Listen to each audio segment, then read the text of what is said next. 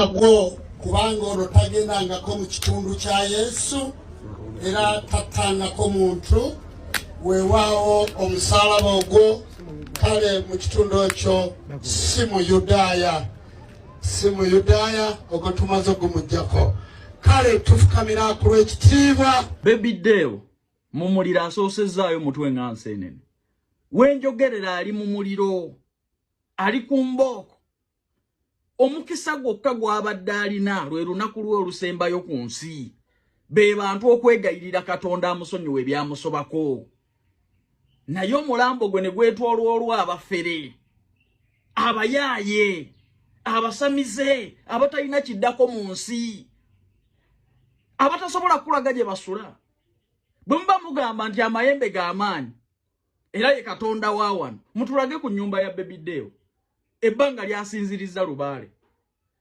Bonna abo abasamize batulage gye basula, batulage achievements z'abaana baabwe mu bulamu, mutulage ku baana bammwe diguli, empeta zaabwe, obufumbo bwabwe na buli kimu kyonna mu bulamu. Bw'aba lubaale abakoledde nnyo.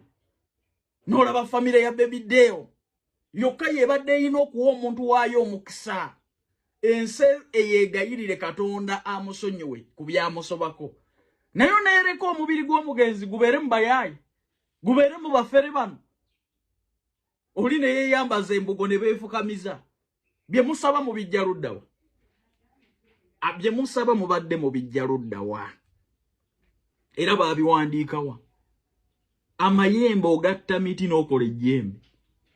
Mwagala kutugamba nti eyatonda emiti egyo gye mugattirira ne mukola amayembe, bye yatonda bimusinga amaanyi.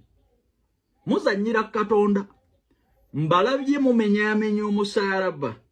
Naye ekyajja Baby Deo mu nsi eno kuzannyira ku Bayibuli. Yali yatugamba agenda kwokya Bayibuli. Katonda wa bujja. Muzannyire ku kirala naye muve Katonda. Mwe bafere mwe mbalabye muli bafere mbamanyi.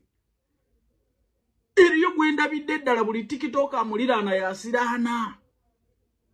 Naye bw'ali awo asabira Baby Deo obulamu bwa mu ggulu. Ebyokuyiiyiriza, ebyokupangirira, ebyekifere. Abatalina kiddako nabo ne mubakwasa omulambo. Abatasobola nakulaga gye babeera. Abaana baabwe basiraanye. Abawala tebafumbiddwa. Abalala tebasomye. Lubaala abasiraanyiza, abakonyeza. Banoonya gwe bayingiza kitimba nga nabo mubalekera mulambo gwa musajja.